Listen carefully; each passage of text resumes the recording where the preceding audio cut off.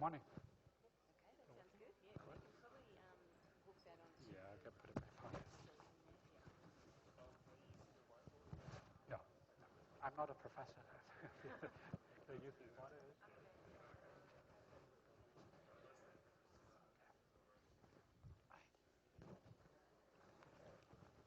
So, is new version? Yes.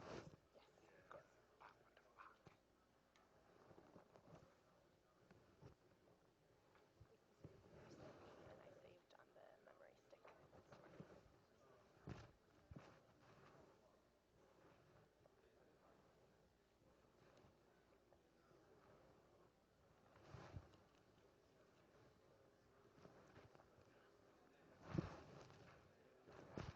I'm muted, that's why.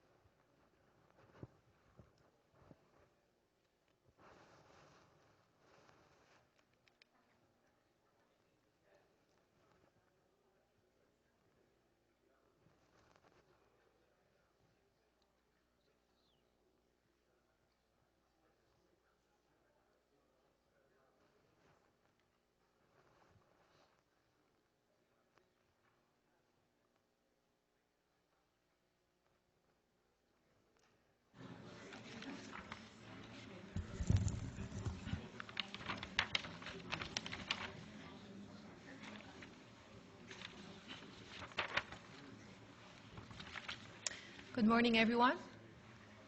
Maybe it's time to start. So before we start, just want to mention that the talk is going to go for about 40 minutes, and then there are going to be 20 minutes Q&A.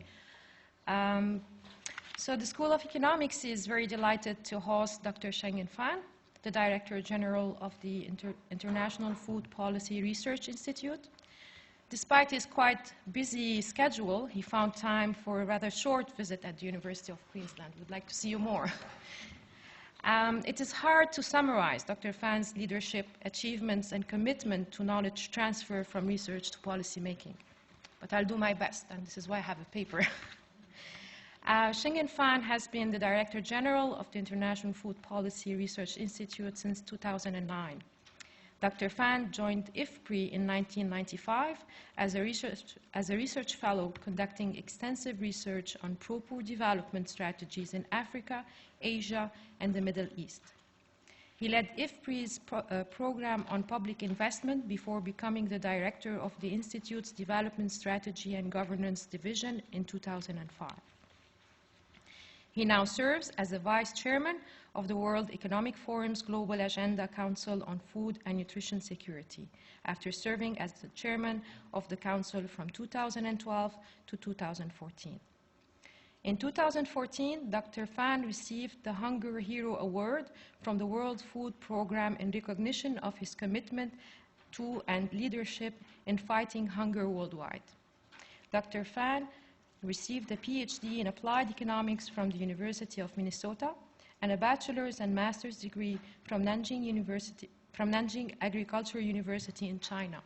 Please join me welcoming Dr. Phan.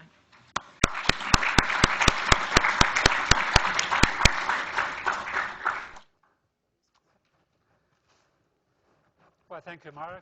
Good morning, everybody. So it looks like Mara knows me better than I do. I even don't remember what I have done. Thank you very much. Well, I just wanted to show my appreciation for you coming here this morning to listen to me on the rethinking of the global food system. Indeed, we are facing some of the new challenges and the new opportunities. So that's why we need a new thinking on the global food system. Just for your information, International Food Policy Research Institute is a global institute based in Washington. So we have staff from probably 40 or 50 countries, including 0.5 Australia. who actually happens to come from this department. So his father is a British, mother is American, and he was born here. He studied here. His name is Derek Heddy. So about 6 or 7 years ago, I hired him as my postdoc. So now he has grown in the last 4 or 7 years from a postdoc to a research fellow to a senior research fellow. So highest ranking as a researcher at IPRI. So he worked in Washington for 4 or 5 years, maybe 3 or 4 years. Then he moved to Addis Ababa to really learn the on-ground experience in a poor country like Ethiopia. So now he moved back to Washington again. So you can see the great opportunity we can provide to the students, like many of you here, to learn, to engage, and to work on some of the most important issues we are facing today, such as global food system. So let me welcome you. My colleague Nora is here, so if you are interested in any job prospects at IPRI, let her know. You can come as an intern if you wanted to find out what's going on at IPRI. An intern would be a very good position to start. We also have research analyst positions, research assistant position. If you have a master's degrees, then you can pursue a postdoctoral degree. We just changed the title to associate research fellow because our postdoctoral fellow does much more work than just a typical postdoctoral fellow in a university. So many opportunities. We really wanted to increase the Australian staff from 0.5. Why Derek is 0.5? Because he has dual citizenship. His mother is American. Anyway, so try to look at our website, try to talk to Nora and myself. Now, so what I'm going to do today is to talk about some of the challenges we're facing today, particularly the so-called triple burden of malnutrition. So undernourishment, lack of micronutrients, the so-called hidden hunger, and overnutrition, overweight, and obesity. Then the current and the future challenges threaten food security and nutrition. Many of these challenges are well known to you. Then we need a rethinking of the global food system. So business as usual approach is not acceptable anymore. We need to think differently. And finally, partnerships will be critical to ensure a healthy global food system, including working together with research institutions or universities like you. So the triple burden. So the first burden is the undernourishment. Even now, when we're sitting here, when I'm standing here, more than 850 million people are still suffering from hunger, lack of calories, lack of energy in their diet. Simply they do not have enough to eat. And the majority of these hungry people are actually in Asia. So not just in Africa.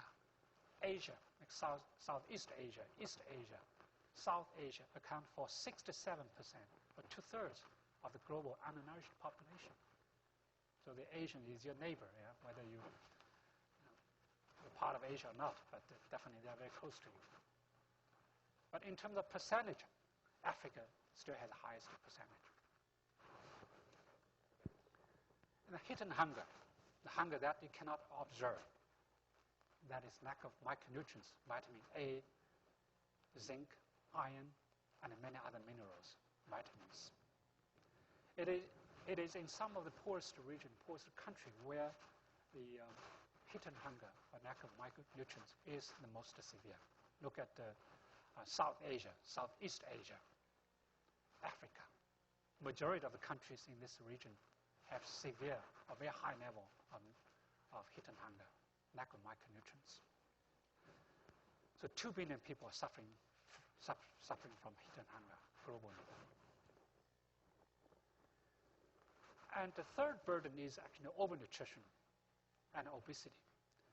It is not a phenomenon just for developing countries, OECD countries like Europe, the United States, New Zealand, Australia.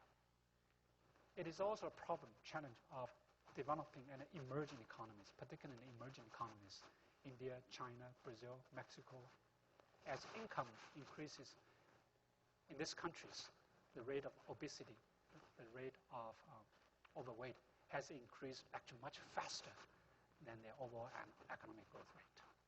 So the economy in these emerging economies has been growing at 6%, 7%, 8%, but the rate of growth in overweight and obesity is much higher than that. So look at the charts on the right-hand side. That's prevalence of overweight and obese children under 5. Dramatic increase. So from 3% per year to 4%, 5%, 6% per year right now. Well, from 1990 to 2013. So basically we have doubled or sometimes tripled the rate of overweight, obesity of our children. So I'm afraid if this trend continues, the first time in our human history, we will see a declining life expectancy. And obviously, the cost of the malnutrition is high. Every year, we lose 2 to 3% of global GDP. In some of the countries like Ethiopia, Nigeria, India, the average loss is 5% to 10%. So it's even higher than the global average. Addressing undernutrition problem by investing more has very high economic returns. I know many of you here study economics or work on economic issues. So the undernutrition is not only a moral issue, it's not only a human rights issue, it is also an economic issue. So every dollar invested in addressing undernutrition, $30 will be returned. So where can you find that kind of investment, 1 to 30? So we are facing some challenges. Some are new, some are existing, and some are the old challenges.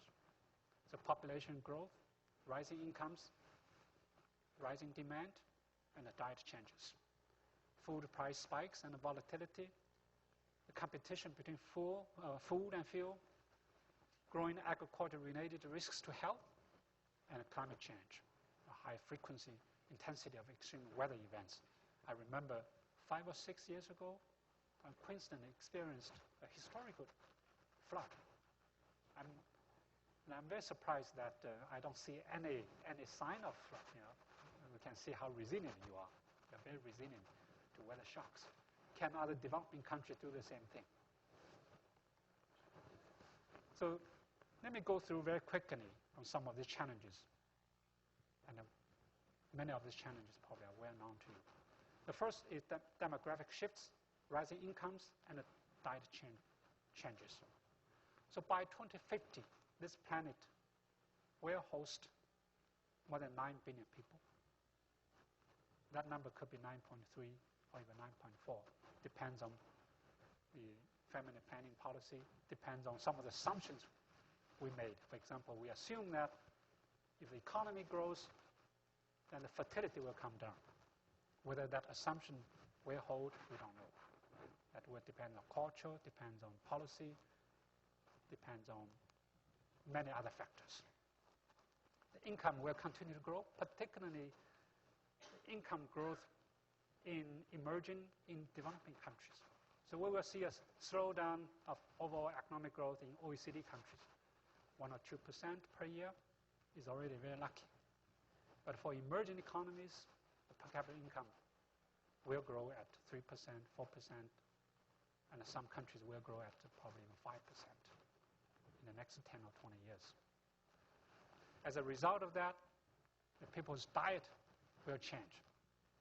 So you will see from the right-hand side figure, most of the increase in the meat consumption, fish consumption, will come from developing countries, emerging economies. Poultry, pork, beef, and fish. I know this university has a very strong research capacity on meat. I remember maybe 10 years ago, I have worked with some of the colleagues here. At least I'm aware of the work from this university, particularly from your agricultural school. ACI, the Australian Centre for International Agricultural Research, supported projects to look at the meat industry in China, in Vietnam, in some of the emerging economies. So the tremendous amount of work done by this university, maybe not from academic school, it's more from agricultural rural development side. So the meat demand definitely will continue to increase in some of these emerging economies. We estimate that by 2050, we have to produce 60% more food. And for developing countries, we have to double the food production. Then high land and water constraints. So this is not surprising to you. And this constraint will continue. So we have, for the last several decades, we have lost lots of land on a per capita basis. And it is in some of the poorest countries where we experience the biggest loss in land, per capita land. And water stress will continue. And again, it is in some of the poorest countries, poorest regions, where the water stress will be the most severe. So by 2050, 52% of the population, more than half of the population, will live in water scarce regions, so where there's no adequate water. And almost 50% of the grain production will come from dry area. So right now it's about 35%. So by 2050, that percentage will rise to 50%. And 45% of GDP will also come from dry areas, so where the water scarcity is a challenge. Now, you might remember in 2007, 2008, food price crisis. So within 6 months to 1 year, the major food commodity prices increased by 100%, in some cases 200%. And it is not just the price spikes, it's a volatility. So the coefficient of the variation increased by 100% after 2007, 2008 food crisis. So today, food prices have come down. Actually, it's the lowest for the last 2 or 3 years. But don't forget, the major factors behind all these food price spikes are not gone. They are still with us. The strong demand, lack of water, lack of land, commodity price speculation or finalization of food commodities. All these are still there. In fact, Derek Heddy, one of his first tasks is to work with me to look at fundamental factors behind the 2007, 2008 food crisis. So we highlighted several factors, and all these factors are still there. So anytime they can hit us, and hit us very soon. So we are still very vulnerable to price spikes, food price spikes. And we project that by 2050, prices of major food commodities will continue to rise. In the case of maize, corn, the price will increase by 45% or even 50%. Pork, poultry, rapeseed, wheat will also increase by 40 to 50%. So food prices will continue to be high and will continue to be volatile. Obviously, higher food prices are not necessarily a bad thing. What we don't want to have is volatility. So higher food prices can actually benefit some of the poor people, particularly poor producers. Right now, roughly half of the subsistence farmers or smallholder farmers are net sellers, and half of that is net buyers. So you would imagine the net sellers would benefit from higher food prices, and net buyers would suffer from higher food prices. Obviously, urban consumers always don't like higher food prices because they don't produce anything. But it is still a fact that the majority of the poor and hungry people are smallholders. So how can we help these smallholders to use higher food prices as an opportunity to increase their income, increase their employment, increase their access to nutritious food. And that several conditions have to be met for them to realize that potential. The one is they have to access to inputs. They have to have access to technologies, markets, agriculture services. So 2007, 2008 food crisis, higher food prices didn't benefit smallholders. Part of the reason is because they do not have access to inputs, to technologies, to markets. So in short run, in 6 months to 10 years, in 6 months, 12 months, or maybe 2 years, these smallholders couldn't resolve all these challenges. It is some of the emerging economies, some of the OECD countries that responded very quickly to high food prices because they have good access to technologies, good infrastructure. So Australia responded very quickly. Brazil, China, to some extent India, US, Europe responded very quickly. It is some of the poorest smallholders in Africa who have not responded because lack of this access. So in order to convert that to an income potential for smallholders in Africa, we need to work together to make sure that all these constraints can be overcome. And nobody likes price volatility, obviously, even for producers. Price volatility will not be able to enable them to make the right decision because they do not have access to insurance, do not have access to any price risk coping mechanisms. And increasing food fuel competition. Again, part of the reason why 2007, 2008 food prices went up is because of increased use of maize, wheat, oilseeds for biofuel production. In the United States alone, 40% of maize is used for bioethanol production. A big proportion of oilseeds in Europe was used for biodiesel. Brazil, even India, China, began to use certain grains for biofuel production. And I'm afraid this competition will continue. If we do not have the right policy, the continued rising of oil prices will continue to push grains to be used for biofuel production. So if the oil price is over $90 per barrel, then the biofuel production is economically viable. So right now, the oil price is about $100 per barrel. And the conflicts in the Middle East will continue. The oil price will continue to be volatile, and that will translate to a high volatility of food prices. And rising agriculture-related risks to health. Well, this risk has been there for many, many years, for many decades. But because of the intensification of agriculture production, because of the interactions or increased interactions between humans and animals, farm animals, so the chance of diseases jumping from animals to humans have increased dramatically for the last 10 years or 20 years. You have heard about SARS, MERS, it's Middle East respiratory syndrome, Ebola. All this actually came from animals. Even our common flu, the flu comes and goes. But for certain animals, poultry, they are the hosts of all these flus.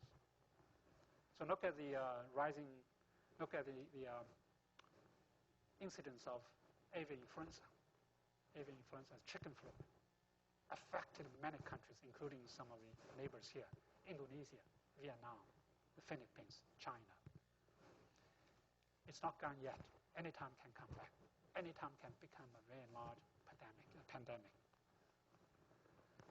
Then growing climate change vulnerability. The 2-degree world is not sort of imagination. It will happen. Most likely it will happen by the end of this century. The 4-degree world is also a possibility if we do not control the carbon emission. Could you imagine a 4-degree world? how does that affect agriculture production? Has anybody do a simulation here in Australia?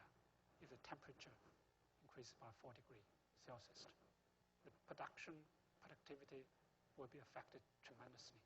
So certain areas of Australia will become very dry. And again, it is some of the poorest region, poorest country, where the climate change will hit them most severely. China, India, Southeast Asian countries, Africa. So physically, they will be hit very hard. And also the capacity to cope with the climate change is also very weak, very low. So the poor will suffer more, will suffer unproportionately more than the non-poor. So we need to rethink about the global food system. Business as usual is not acceptable. So the old thinking is food insecurity is mainly a supply problem. No, we have enough food. We waste 40% of our food. We produce enough. So why we still need to worry about food security problem? I have heard this from many, many policymakers here in Australia, in Europe, even in China. We produce enough food. Food security is not a problem anymore. There are two issues. One is, in longer run, we still have to produce 60% more food. So supply is still a problem. But equally important, maybe more important, is accessibility. Yes, we produce enough food. We still have almost 1 billion people suffering from hunger and malnutrition. So it's a distribution problem. It's the poor people who do not have access to income to afford nutritious food. So it's not just a supply side problem. And sustainable intensification. We used to talk about increasing productivity. I know the department here has a very strong productivity group. I have worked with some of you. I mean, Derek Haddy was part of that group.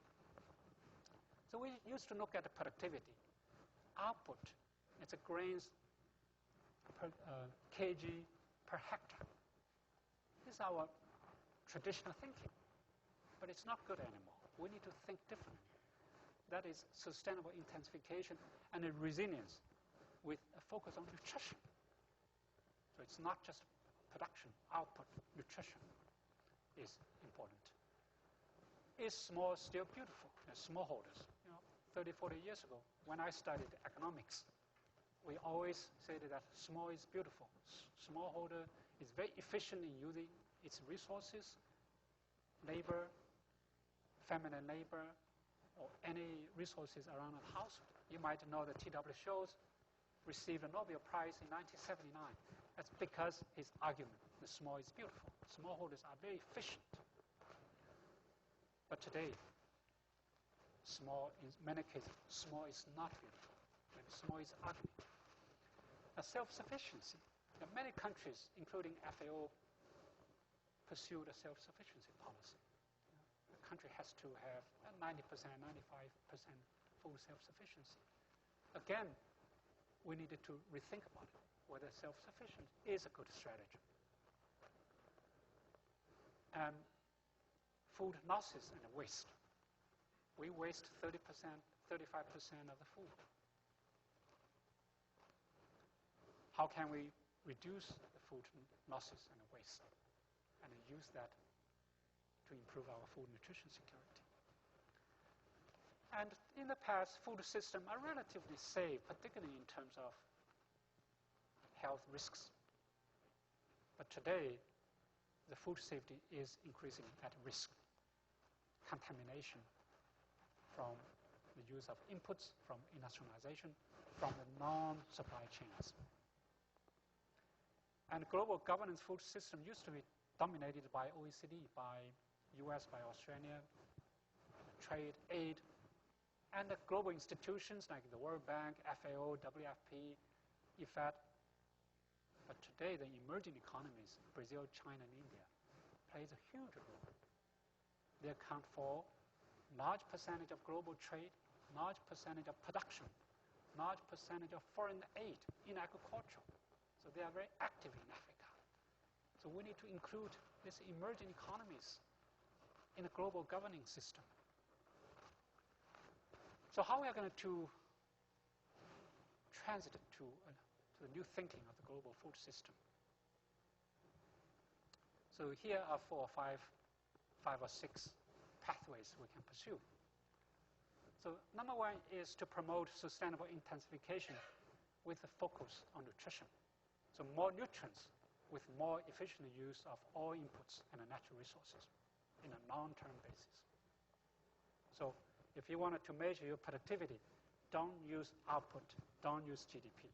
Use the nutrients, calories, vitamin A's, iron, zinc, a balanced diet as your output. The input side, not only land, labor, or total factor productivity, but total factor productivity should include all inputs. So not just labor, land, variable inputs, but also natural resources, water, energy, impact on climate change, carbon emission. So in the future, can the productivity group look at so-called green GDP or green TFP, green total factor productivity? So that's a challenge for you. So reducing environmental impact, building resilience. So it's not just short term. So this year, yeah, I have a pretty high productivity growth. The next year, I will come down. On average, I still have about 2% growth per year.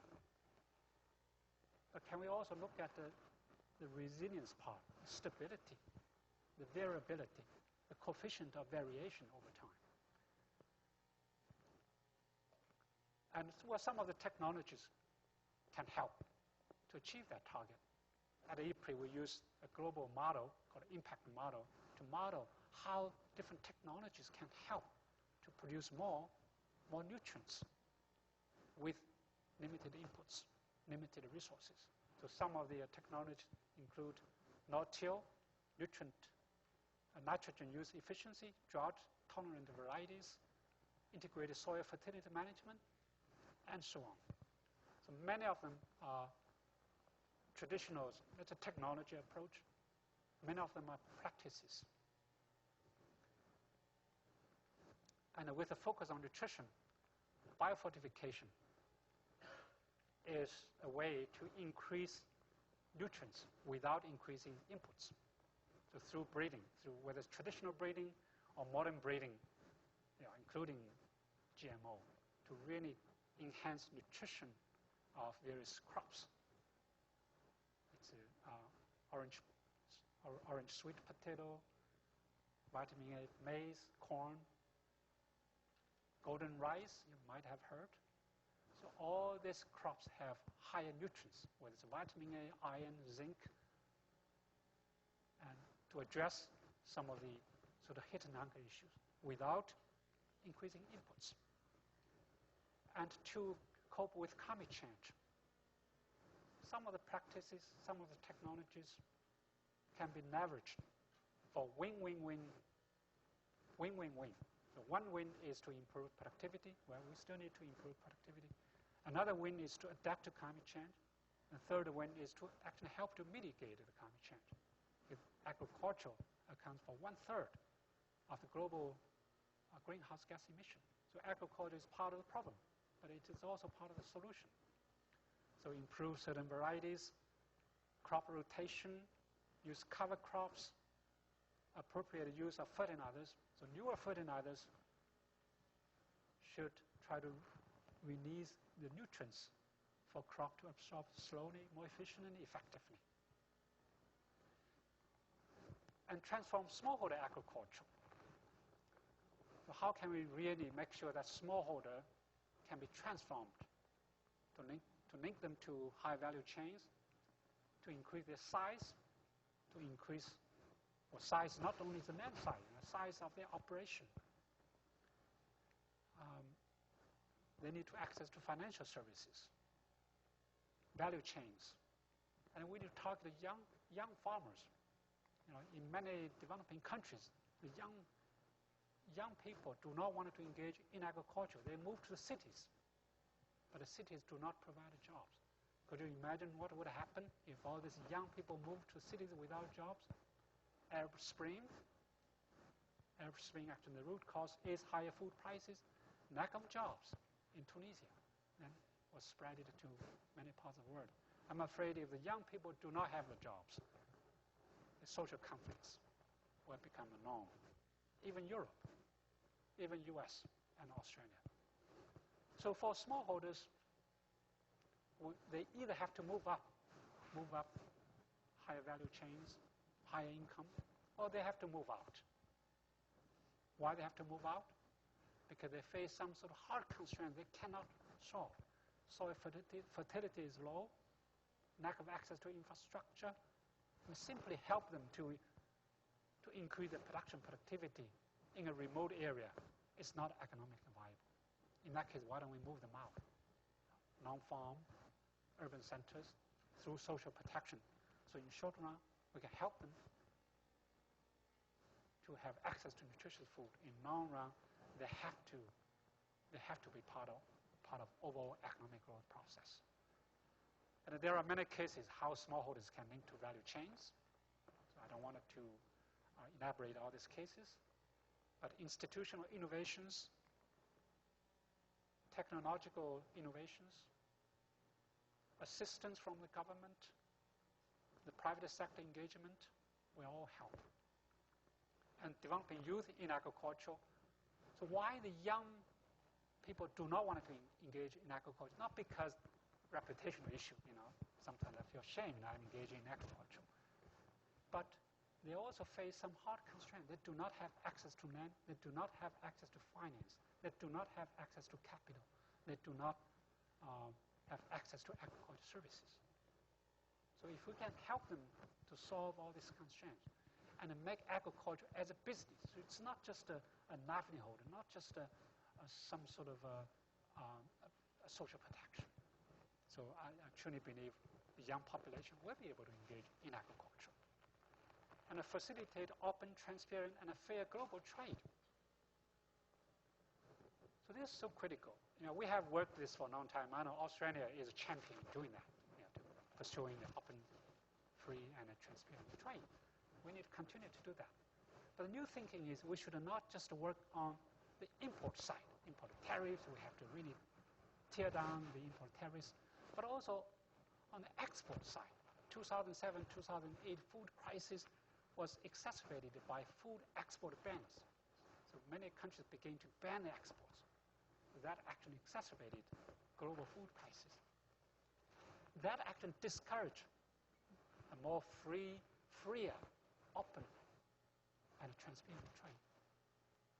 And some of the grain reserves, strategic reserves, whether it's at regional level, global level, country level, will help the country to increase their confidence to open the trade. So we also need to look at that issue. And obviously minimize the fuel competition, track global food price and speculation. In fact, some of the Australian economies are on the frontier in this area. The Brian Wright, I don't know whether you know him, Brian Wright in Australia, who is a professor at the UC Berkeley. So he has introduced several innovative thinking on how we can use the biofuel production as buffer to, let's say, to stabilize the global food prices, stocks, reserves, and reduce food losses and waste. I just wanted to make one point here. That is, we must to get the price right. Why? Why we have such a huge food waste, particularly in developing countries? Because food is too cheap. Food production has been subsidized through input subsidies, output subsidies, insurance subsidies, and also tough regulation, expiration date, all of this. So we needed to get to the price, remove some of the subsidies, and make sure that the resources used for food production is properly priced. In many cases, all these resources are free. Energy is subsidized, water is free. We needed to make sure that fertilizer is subsidized. We need to make sure that all these subsidies are removed. Obviously, food prices probably will be higher as a result, and then the consumers will pay the proper price, the right price. And then the poor, hungry people should have access to certain social protection to make sure that they're protected after food price is higher. The safety of food systems. Here again, I just wanted to mention one particular point, that is smallholders' capability, incentives to ensure their food produced is safe. Right now, they do not have incentive. They do not have capacity. So smallholders need to understand why safe food is good for them, why food safe is good for the whole society, why they have to do it. Is there any incentive for them to do it? Obviously, knowledge, information, their capacity will be so critical. And a skill of social safety nets for the poor. As I said, many poor, many hungry people will not be able to access to nutritious food in short run. They deserve protection. They deserve access to nutritious food. But in longer run, they need to be linked to growth. So they're out of social protection. So some of the good cases include Ethiopia's productive social safety net program. The short-term relief linked to long-term growth, and when the crisis comes, then they will be able to be protected because their assets, their capacity have been built. The partnership will be so critical. So I think partnership with the emerging economies, with OECD countries, obviously are very important. The partnership with the private sector is essential. And the partnership within research organizations like IPRI, International Food Policy Research Institute, universities, research institutes here in Australia. So part of the reason why I came over here is try to develop a very strong partnership with Australian government, Australian universities, research institutions, the private sector. With that, I thank you very much. So I'll be very happy to entertain some questions.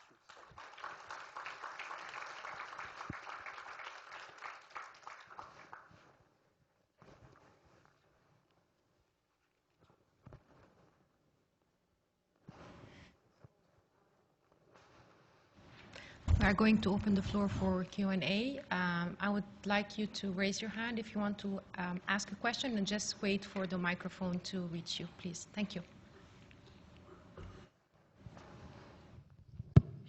Thank you. I just have two questions. Can you introduce yourself? Oh, sorry. I'm Chandana Maitra from School of Economics. I actually did my PhD in food security last year. I got my degree. So my questions are, since we are talking about pathways to enhance food security, as you mentioned in some of your slides, two concerns. Shouldn't we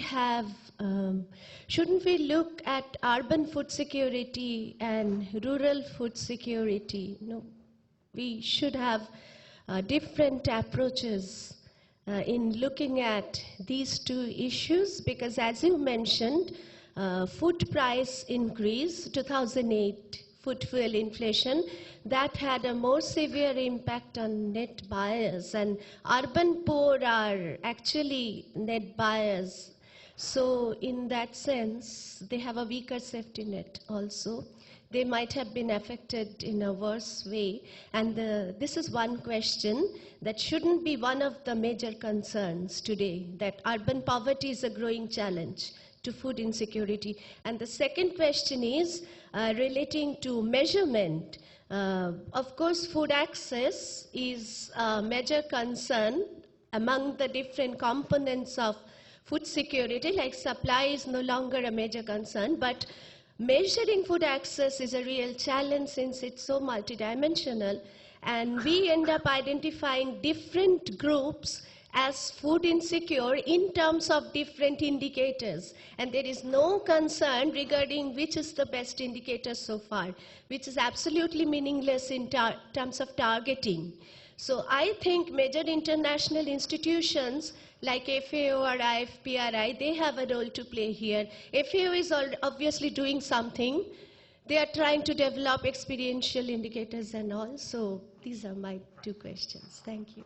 Well, thank you. Firstly, thank you for choosing the food security as your thesis topic. Well, your two issues, the urban poor, urban hungry, yes, they are equally important. In fact, in the next 30, 40 years, the urbanization, I didn't explain one of the chart I had, urbanization rate will be 75% by 2050. So the poor will be urbanized much faster than non-poor. So clearly, we have to treat urban poor, urban hungry as important as any other poor and hungry people. But how to protect them is an important issue. As you might know, in India introduced this food security bill. I think it's a great bill. It's wonderful that they try to protect the poor and hungry. But look at the cost side. How we're going to protect the poor in a cost-effective way without bringing your overall macroeconomy down. High inflation, high government budget. So that is my concern. Yeah, we protect the urban poor, but a more targeted approach, set up a social protection to make sure that the food distribution, the social protection really protect the poorest of poor, particularly women and the children. That is the approach we try to argue. Well, the accessibility, how are we going to measure that? Towards the end of the day, it is people's nutrition status, health indicators, right, that can evaluate how the food access has helped them. Obviously, there are many other issues. For example, sanitation, health care. Food only accounts for probably 45 to 50% of overall nutrition improvement. So in that case, picking up 5 to 6 indicators to look at both input side and output side of food security. That would be good. From the input side, yes, their access to food, that is undernourishment, their diet quality, not only quantity, but also quality of their access to food. So we developed some sort of food quality score with WFP and others. Then on the output side, so after the human being consumes the food, the output is the nutrition status. Let's say their iron status, and whether they are anemic, there are even some anthropometric measures, height, stunting rate, the underweight, wasting. So all these indicators, 5 or 6 indicators, look at both input side and output side. And they use that as indicators to target our protection system. So that would be sort of much more effective, much more efficient.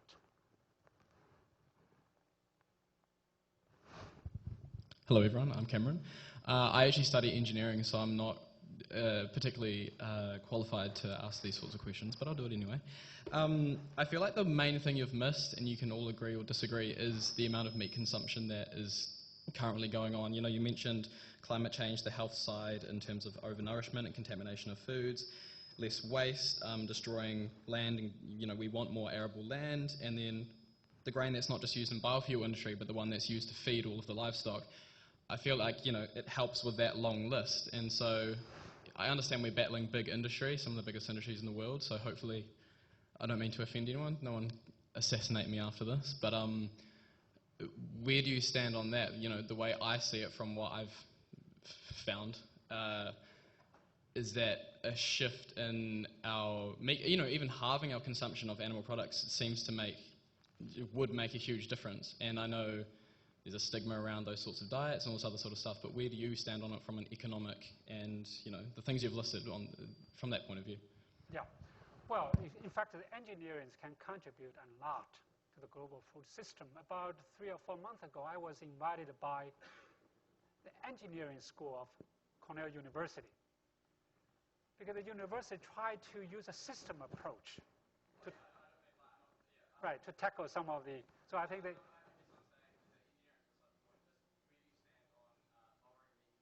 right, I will come back to that. But what I mean is engineering actually has a job to do.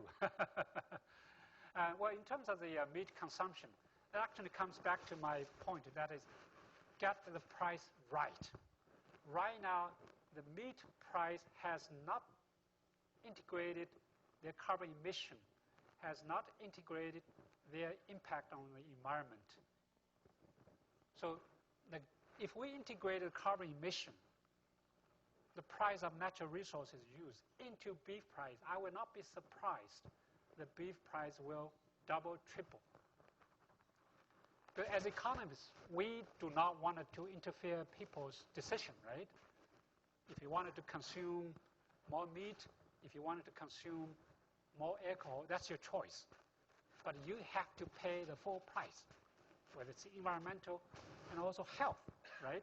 Health, yes, if you consume more meat, most likely you will develop, let's say, heart diseases or many other chronic diseases. This is not only a personal cost to you, to your family. It is also a cost to the whole society. Has that cost been integrated into pricing of beef or other meat? So I think get the price right is the first, it's the first approach. Then obviously knowledge, information, to educate our children. Say, hey, we need a more balanced diet.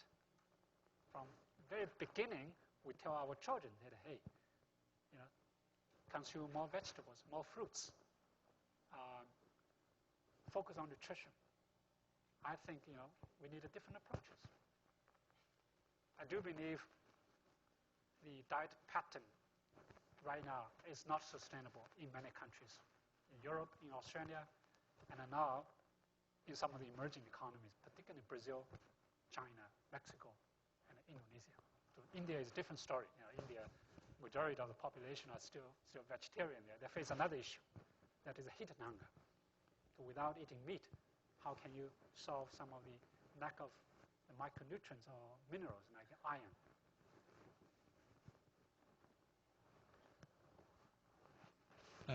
First of all, thank you, Doc, for your talk and the presentation. I noticed there seemed to be a number of contradictions in what you were saying was advisable to happen.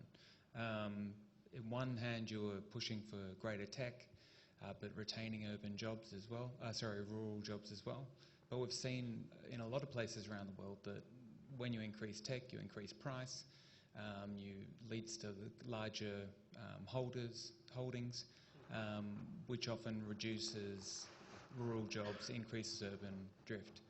Also, often smallholders in a lot of contexts do produce more nutrients per unit of area. And when you move towards trade, we also see a move towards durability and distance in the food being produced, which isn't always reflective of the highest nutrients that we can get from the land. So I'm just wondering how we can address those contradictions in all that. Right. So it's really not a contradiction. It has to be context specific. For Africa, majority of producers are still smallholders. They do not have access to markets. They do not have access to urban jobs. So I think for Africa, the priority is to make sure that smallholders increase their productivity, increase their access to technologies, to market, to high-value markets, and to feed their family nutritiously. Yes, indeed, they produce a not so nutritious food, but there's no urban jobs. But for lots of transition economies, emerging economies, China, Vietnam, and probably to some extent India, the whole economy has been transformed. Urban employment is there. We do not want to keep the rural people in urban area in rural areas, right? And they will move. They have moved. For China, where I grew up, 300 million people have moved to cities. That has been one of the most sort of effective way for poverty reduction, hunger reduction. So in that case, the size of farming can be increased, right?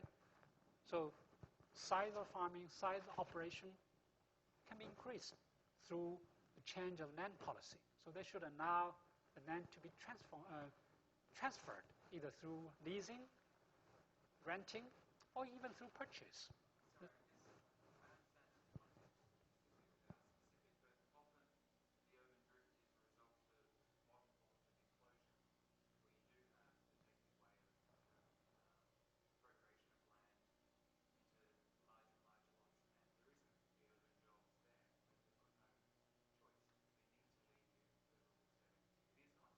Right. Well, that's, yes, indeed.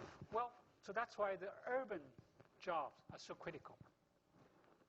During the Green Revolution era, enough migration in South Asia was pushed out, but they don't have land, land needs farmers.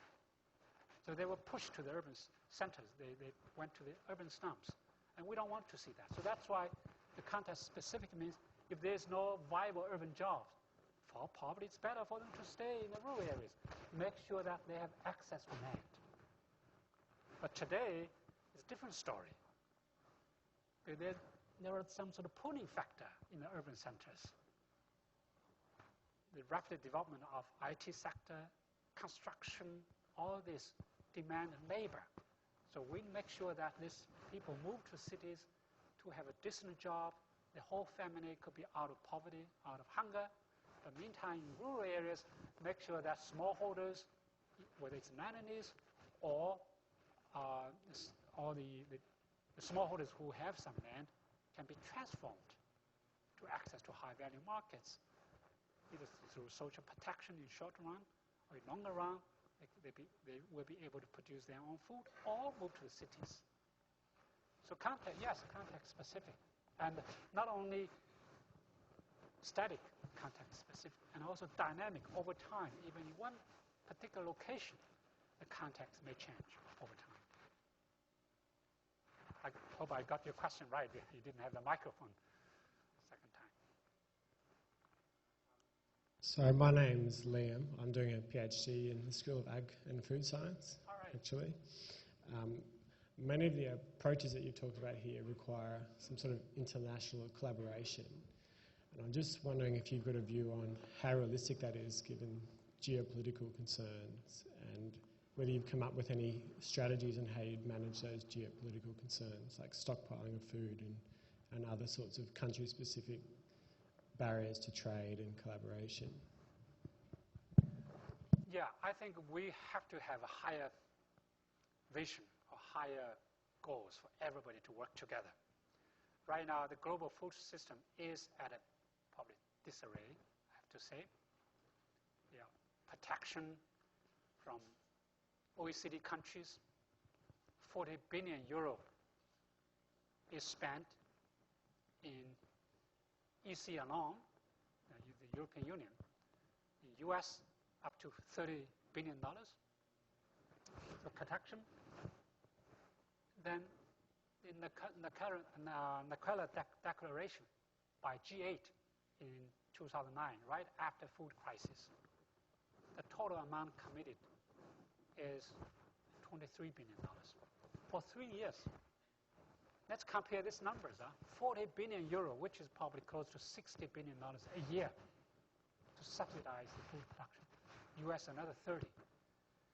But the total amount committed to solve the global food security issue is $23 billion for 3 years. Probably $6 billion a year, $6 or $7 billion a year.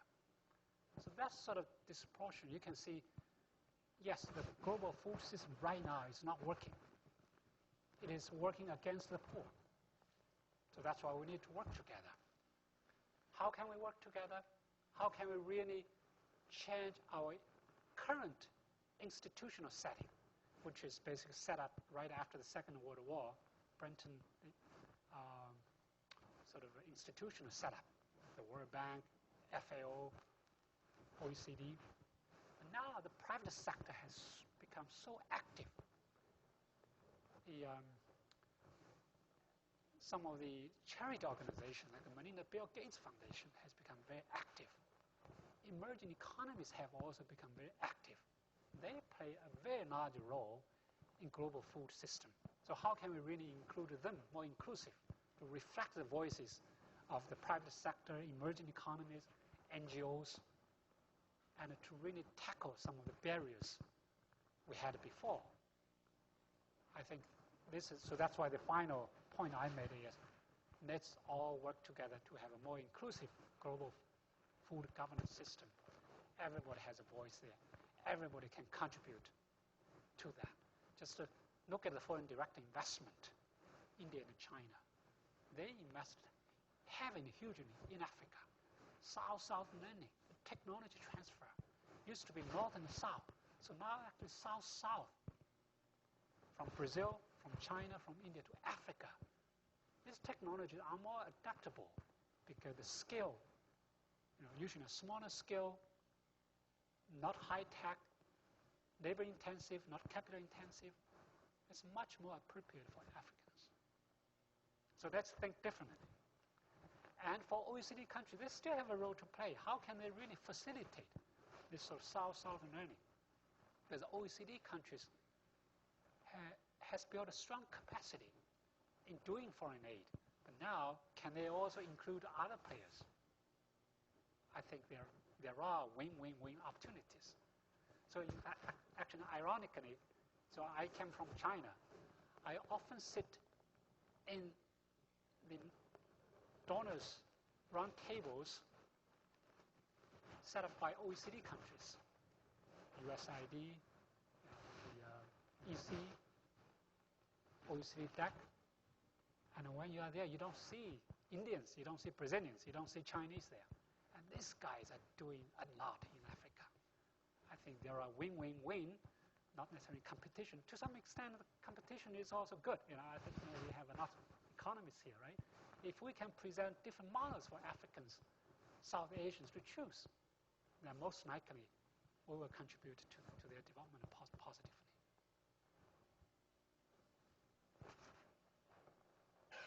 Any other questions? All right. Okay. I'm sorry.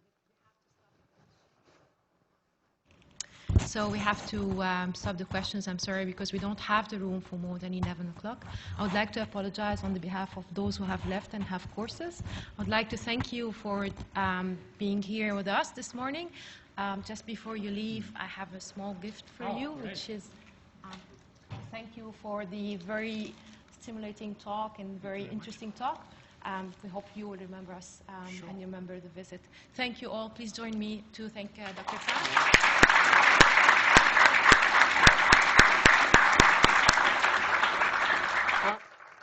Thank you, Mark. Thank you very much. If you need any information, you can always try to look at our website.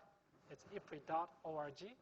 Or you can email to me, s.fan@cgir.org, to cgir.org, not IPRI. This is our upper level network, CGIR, which was behind the Green Revolution in the 70s, 80s. Thank you very much.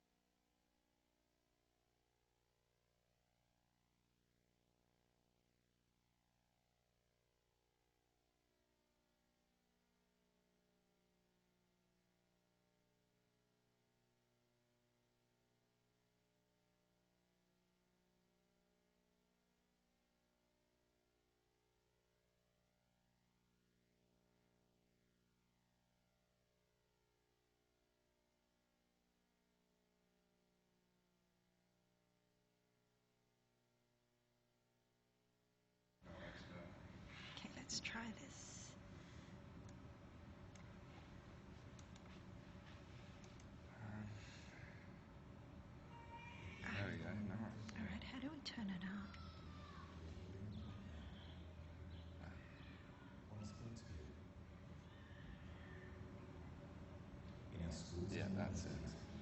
Do you mind standing at the back and just making sure that it's loud enough?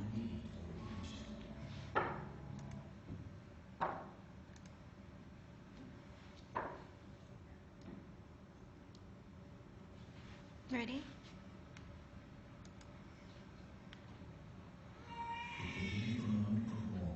Does it need to be louder?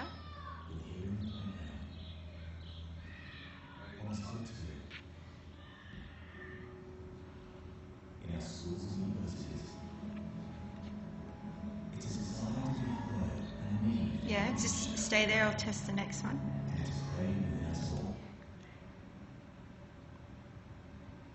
Oh, hang on, sorry. No, that's it. All right, I just need to let it run for the entire...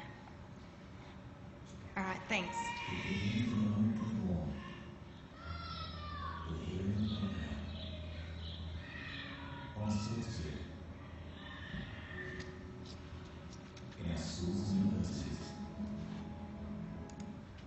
Oh, sorry.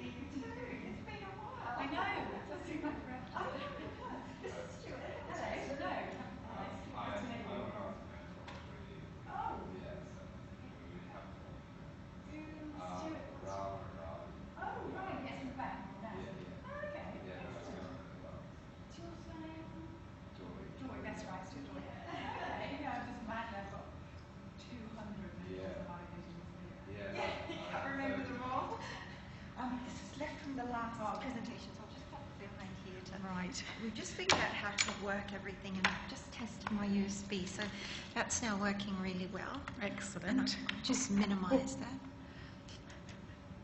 What I need to do is somehow or other There you go. work out how this little thumb might work. I'll leave it there. Are you any good with IT?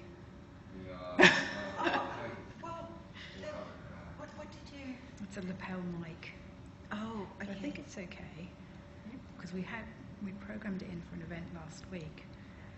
Did you come to the mentoring training? I don't suppose you would have come because you already started your mentoring. Yeah. And in the end, we managed to figure out how to worked there. Oh, good. Yeah. Visualise, excellent. Yeah, I've never been asked for it before. It was the dot cam, right? And it came on and I was able to project on the wall. Excellent. And Bihan helped us with that, so he may know how to adjust that as well. Where's Mathisha when you need him? He does all this I saw him actually last week. When was it last week? Yeah, hopefully I'm catching up with him today. No, it's not on. Okay. Okay. To do with audio. Yeah. That's great. Good start.